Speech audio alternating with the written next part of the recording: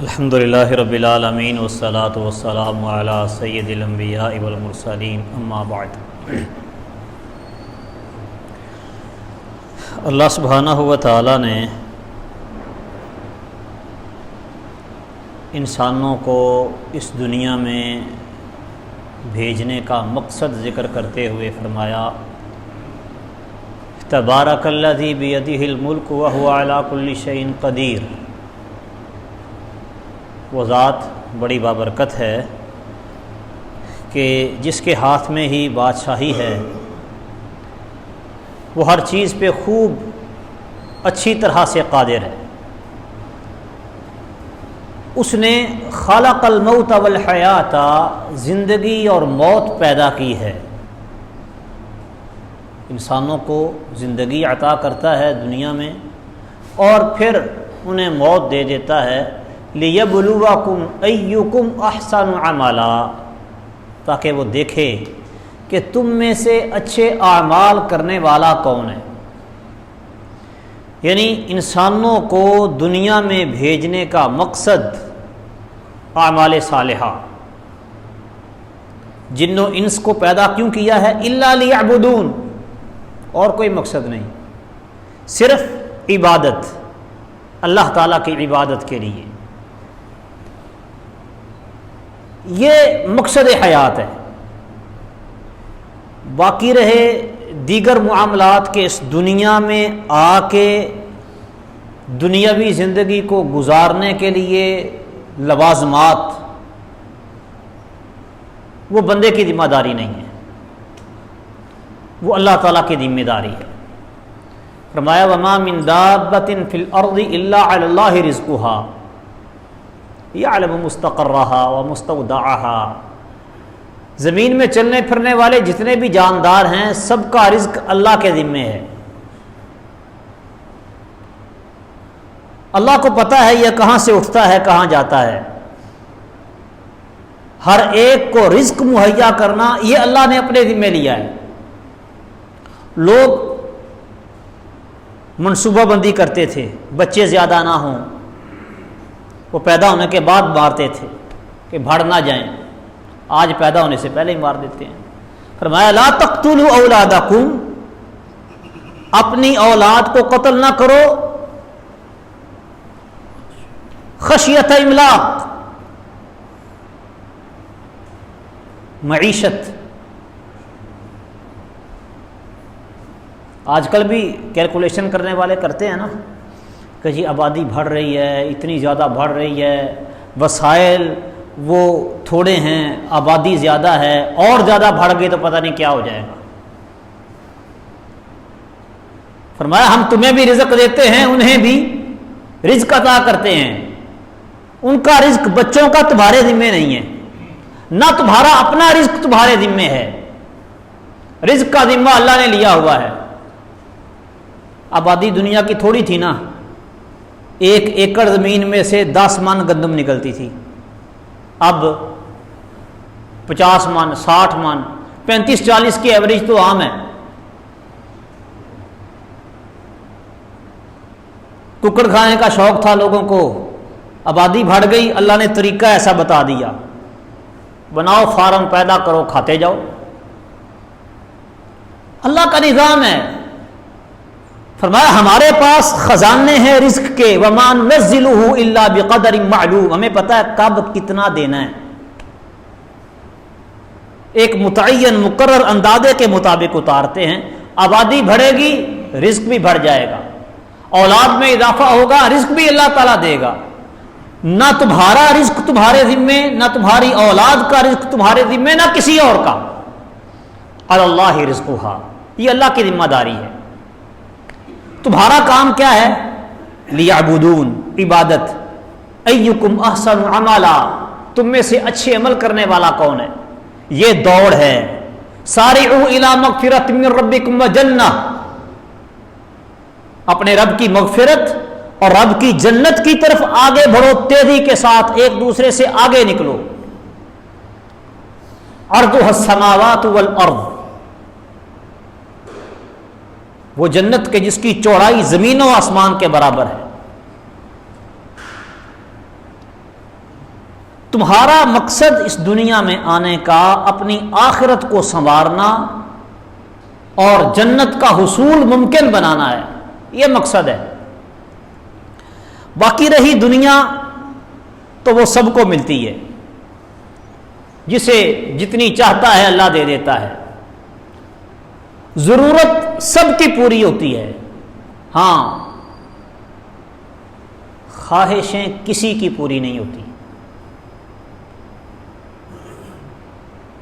خواہشات آج تک کسی کی پوری نہیں ہوئی، نہ ہو سکتی ہیں، نہ ہی اللہ نے خواہشات کو پورا کرنا اپنے ذمہ لیا ہے۔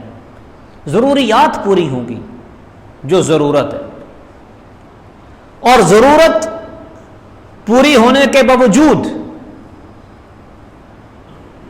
کئی لوگ بیچارے پھر بھی مسکین ہی ہوتے ہیں، وہ اپنی خواہشات کو اپنی ضروریات سمجھ لیتے ہیں اور کہتے ہیں کہ ہماری ضرورت پوری نہیں ہو رہی۔ ہاں بعض اوقات ضرورت بھی پوری نہیں ہوتی کیونکہ ان کی ضرورتیں فضول ہوتی ہیں۔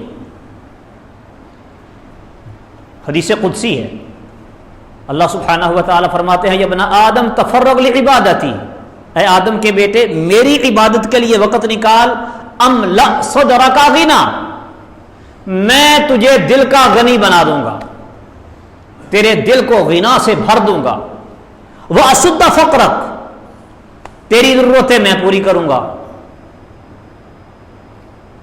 کام کیا کرنا ہے؟ تفرغ لعبادتی، تفرغ اس لفظ کے اندر یہ معنی پایا جاتا ہے کہ کوشش کر کے، مشقت سے، آسان نہیں ہے میری عبادت کے لیے وقت نکالنا، تفرغ مشقت کر کے، کوشش کر کے وقت نکال میری عبادت کے لیے۔ املا صدرک غنا واسد فقرک، تیرا دل غنی ہو جائے گا، تیری ضرورتیں پوری ہو جائیں گی۔ جس کی ضرورتیں پوری ہو جائیں اس کو اور کیا چاہیے؟ فرمایا وَإِلَّا تَفْعَلْ، اگر تو نے ایسا نہ کیا، املا یدک شغلا، میں تیرے ہاتھوں کو کام میں مشغول کر دوں گا، صبح سے شام تک، شام سے صبح تک، دن رات کمائی کمائی، کام کام، بھاگ دوڑ لگی ہوئی ہے، رات کو سوتے ہوئے بھی خواب میں بس یہی دیکھتا ہے کہ میں نے کس سے لینے ہیں، کس کو دینے ہیں۔ املا یدک شغلا، تیرے ہاتھوں کو میں کام کاج میں مشغول کر دوں گا، وَلَمْ أَسُدَّ فَقْرَكَ، لیکن تیری ضرورت میں پوری نہیں کروں گا۔ اور جس کی ضرورت اللہ پوری نہ کرے پھر کون ہے جو اس کی ضرورت پوری کرے؟ اللہم لا مانع لما اعطیت ولا معطی لما منعت ولا ينفع ذا الجد منک الجد، اے اللہ جسے تو دے اس سے کوئی روکنے والا نہیں، اور جس کو تو نہ دے اس کو کوئی دینے والا نہیں۔ اور کسی چودھری کی چودراہٹ اور کسی بڑے کی بڑائی تیرے مقابلے میں کسی کو کوئی فائدہ نہیں دیتی۔ نبی کریم صلی اللہ علیہ وسلم فرماتے ہیں من کانت الآخرۃ ہمہ جعل اللہ غناہ فی قلبہ، جس بندے کا مطمع نظر، اس کا مقصد زندگی، سب سے پہلا ہم اور پہلی فکر آخرت کو سنوارنا ہو، جعل اللہ غناہ فی قلبہ، اللہ تعالی اس کے دل میں غنا کو بھر دیتا ہے۔ وجمع لہ شملہ، اس کی مصروفیات اللہ سمیٹ دیتا ہے، بکھیرے سمٹ جاتے ہیں، اس کو بڑا ٹائم ملتا ہے اپنی آخرت بنانے کے لیے، کیونکہ ٹارگٹ ہی یہ ہے، اصل ہدف ہے کہ آخرت میں نے سنوارنی ہے، باقی ساری چیزیں سیکنڈری ہیں۔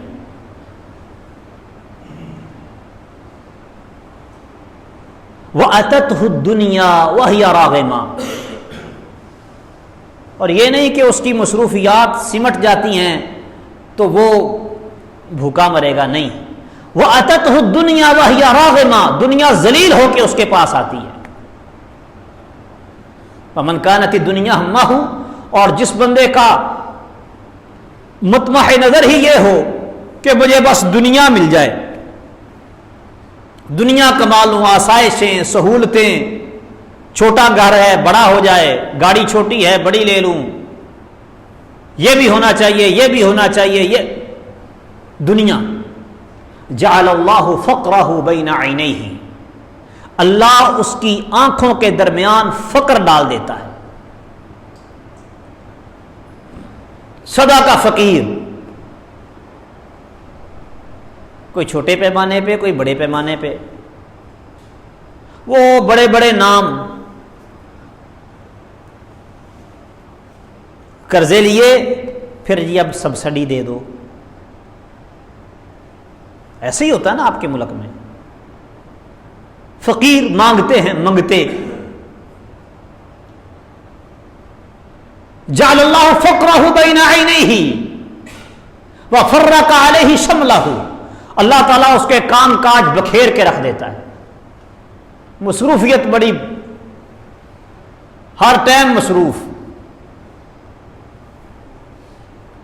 ملاقات کرنے کے لیے ٹائم ہی نہیں ملتا. فرق علیہ شملہ ولم یأتہ من الدنیا الا ما قدر لہ، دنیا اس کو وہی ملے گی جو اس کے مقدر میں ہے. اس سے زیادہ دنیا نہیں کما سکے گا، آخرت برباد کر بیٹھے گا. قرآن مجید میں بھی اللہ سبحانہ و تعالی نے یہی بات ارشاد فرمائی ہے، وَلَوْ أَنَّ أَهْلَ الْقُرَىٰ آمَنُوا وَاتَّقَوْا لَفَتَحْنَا عَلَيْهِمْ بَرَكَاتٍ مِّنَ السَّمَاءِ وَالْأَرْضِ. بستیوں والے ایمان والے بن جائیں، تقوی والے بن جائیں، ہم ان کے لیے آسمانوں اور زمین سے برکتوں کے دروازے کھول دیں گے. فرمایا اہل تورات تورات پر عمل کرتے، اہل انجیل انجیل پر عمل کرتے، جو جو کچھ جس کی طرف نازل کیا گیا ہے وہ اس پر عمل کرنے والے بنتے. لَأَكَلُوا مِنْ فَوْقِهِمْ وَمِنْ تَحْتِ أَرْجُلِهِمْ، یہ اپنے اوپر سے بھی کھاتے، پاؤں کے نیچے سے بھی کھاتے. اللہ سبحانہ و تعالیٰ کی عبادت، ایمان، تقوی یہ سبب ہے رزق کا.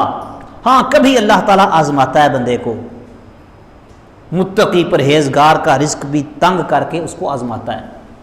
وَلَنَبْلُوَنَّكُمْ بِشَيْءٍ، کسی نہ کسی چیز سے تم کو آزمائیں گے، یا خوف سے، یا بھوک سے، یا پھلوں کی کمی سے، جانوں کی افرادی قوت، افرادی تعداد کی کمی سے. ہاں وَبَشِّرِ الصَّابِرِينَ، صبر کرنے والوں کے لیے خوشخبری ہے. ان الانسان خلق ہلوعا، بڑا بے صبرا ہے، اس کو تھوڑی سی ٹھیس پہنچتی ہے، تھوڑا سا شر پہنچتا ہے، جزوعا، جلا فلا شروع کر دیتا ہے. خیر پہنچے تو منوعا ہو جاتا ہے، بڑا احسان مند. ہاں الا المصلین، مومن بندے ایسے نہیں ہوتے، وہ ہر حال میں اللہ کا شکر کرتے ہیں. عجبا لامر المؤمن ان امرہ کلہ لہ خیر، مومن کا معاملہ ہی بڑا عجیب ہے، اس کا ہر کام اس کے لیے خیر پر مبنی ہوتا ہے. ان اصابتہ سراء، خوشیاں پہنچتی ہیں، شاکارا، اللہ کا شکر کرتا ہے، فہو خیر لہ، یہ اس کے لیے بہتر ہے. وَإِنْ أَصَابَتْهُ ضَرَّاء، اور اگر اس کو کوئی تنگی آئے، صَبَرَ، وہ اس پہ صبر کرتا ہے، فَهُوَ خَيْرٌ لَهُ، یہ اس کے لیے بہتر ہے. ہر حال میں اللہ کا شکر کرنے والا ہوتا ہے، کیونکہ اس کی نظر آخرت پہ ہے. صحابہ کرام رضوان اللہ علیہم اجمعین جنت کے کتنے مشتاق تھے. احد کے لیے بلایا، ایک کہتا ہے مجھے احد کے اس پار جنت کی خوشبو آ رہی، دوسرا کہتا ہے اللہ کے رسول صلی اللہ علیہ وسلم آپ کا کیا خیال ہے، اگر تیر میرے یہاں لگے تو کیا میں جنت میں چلا جاؤں گا؟ فرمایا ہاں. فقاتل حتی قتل، لڑا حتیٰ کہ شہید ہو گیا. تیسرا دیکھتا ہے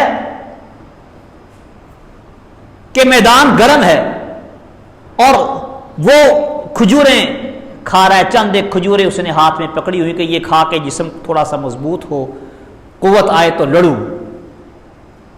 اس نے 1 2 3 کھجوریں منہ میں ڈالی، کہتا ہے یہ تو بڑا وقت لگ رہا ہے. ان عشت لان آکل هذه التمرات فانها لحیات طویلہ، یہ ان کھجوریں کھانے کی دیر تک اگر میں زندہ رہوں یہ تو بڑی لمبی زندگی ہو جائے گی. اس نے کھجوریں پھینکی، میدان میں اترا، حتیٰ کہ شہید ہو گئے.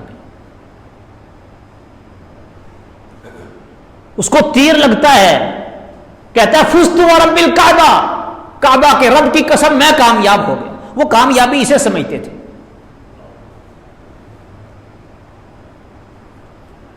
اور اللہ سبحانہ ہوا تعالی نے صرف رمضان المبارک کا مہینہ نہیں، پوری زندگی لمحہ لمحہ ایماندار بننے کا حکم دیا ہے. یہ نہیں کہ رمضان میں آپ تقویٰ طہارت اختیار کر لیں اور اس کے بعد بھول جائیں، نہیں. وَلَا تَمُوتُنَّ إِلَّا وَأَنْتُمْ مُسْلِمُونَ، اللہ سے ڈرو جیسے ڈرنے کا حق ہے، تمہیں موت نہ آئے مگر اسلام کی حالت میں، ایمان کی حالت میں، مسلمان ہو کے مرو. اور انسان کا آخری عمل یہ معیار ہے. نبی کریم صلی اللہ علیہ وسلم فرماتے ہیں آدمی اہل جنت والے اعمال کرتا جاتا ہے حتیٰ کہ اس کی اور جنت کے درمیان صرف ایک ذراع 1.5 فٹ کا فاصلہ رہ جاتا ہے، لیکن آخر میں وہ ایسا کام کر بیٹھتا ہے مرنے سے پہلے جو اس کو جہنم میں لے کے گرتا ہے. کبھی عمل کرنے والا اہل جہنم کے اعمال کیے چلا جاتا ہے، حتی لا یکون بینہ و بین النار الا ذراعا، اس کے اور جہنم کے درمیان ایک ذراع کا فاصلہ رہ جاتا ہے، ایک ہاتھ کا. لیکن آخر میں اللہ اس کو توفیق دیتا ہے، وہ نیکیاں شروع کر دیتا ہے، وہ نیکیاں اس کو جنت میں لے جاتی ہیں. ایک آدمی نبی کریم صلی اللہ علیہ وسلم کے ساتھ حج پہ جا رہا تھا، اونٹ پہ سوار تھا، اونٹنی نے اس کو گرایا، وہ گرا، اس کا منکا ٹوٹا، فوت ہو گیا. نبی کریم صلی اللہ علیہ وسلم نے فرمایا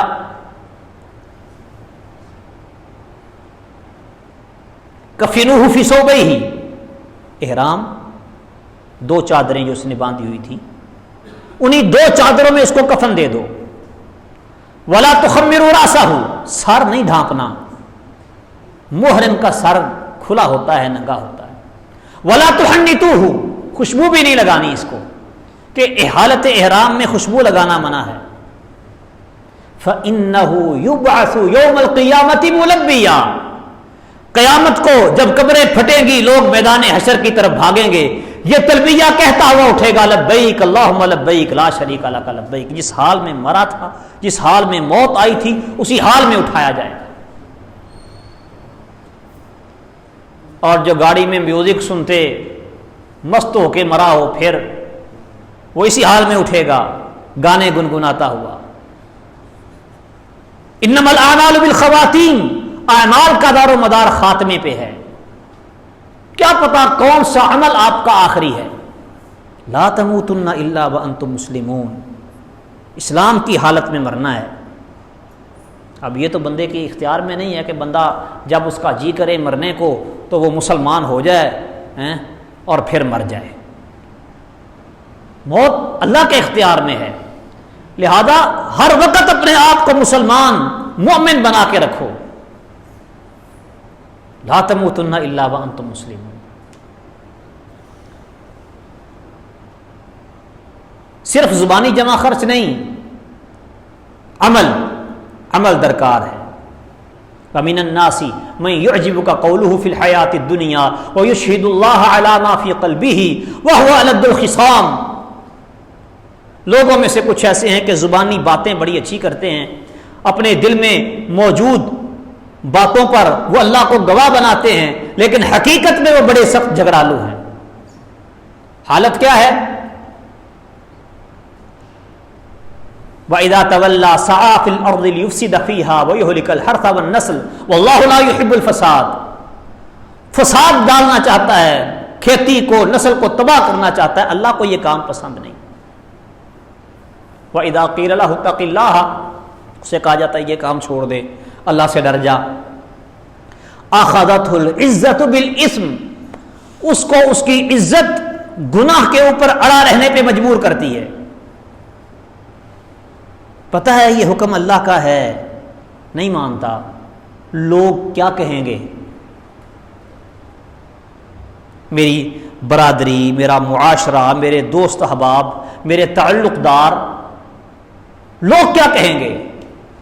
اگر میں نے ایسا کر لیا تو معاشرے میں میری ناک کٹ جائے گی، اگر میں نے ایسا نہ کیا تو میری ناک نہیں رہتی. ہوتا نا یہی کچھ یہ شادیوں پہ کہ یہ ناک رکھنے کے لیے کرنا ہے کام اللہ کی نافرمانی والا. اخذتہ العزت بالاسم، اس کی جھوٹی عزت اس کو گناہ کے اوپر اڑا رہنے پہ مجبور کرتی ہے. فحسبہ جہنم، ایسے بندے کو جہنم کافی ہے. ولبئس المہاد، یہ بہت بری جگہ ہے، برا ٹھکانہ ہے. ہاں ومن الناس من یشری نفسہ ابتغاء مرضات اللہ، بندوں میں سے کچھ ایسے ہیں جو رب کی رضامندی کے حصول کی خاطر اپنے آپ کو، اپنی جانوں کو بیچ ڈالتے ہیں. انہیں اپنی جان کی بھی پرواہ نہیں ہوتی، پرواہ ہوتی ہے تو رب کی رضا حاصل کرنے کی. واللہ رؤوف بالعباد، اللہ بندوں پہ بڑا نرمی کرنے والا ہے. ہم نے چھوٹے ہوتے اسکول کی اردو کی کتاب میں ایک واقعہ پڑھا تھا، غار کا پتھر اس کا ٹائٹل تھا. صحیح بخاری میں وہ حدیث ہے تفصیل کے ساتھ. 3 بندے سفر پہ گئے، بارش ہوئی، غار میں پناہ لی، پھنس گئے. اب ان میں سے ہر ایک نے اپنا اپنا ایک عمل وہ پیش کیا بطور وسیلہ کہ میرا یہ عمل اے اللہ خالصتاً تیرے لیے تھا، اگر میرا یہ عمل تیرے لیے ہے تو ہمیں اس مصیبت سے نجات دے دے. تینوں نے، اللہ تعالیٰ نے ان کو اس مصیبت سے نجات دے دی. میں اپنی زندگی میں ذرا پیچھے کی جانب نظر دوڑا کے دیکھوں، کیا میرے نامہ اعمال میں بھی کوئی ایسا عمل ہے کہ جس کے بارے میں میں اللہ کو کہہ سکوں، لوگوں کو نہیں، اللہ کو کہہ سکوں کہ اے اللہ میں نے یہ عمل صرف تیرے لیے کیا تھا اور کوئی مقصد نہیں تھا، صرف تیری رضا.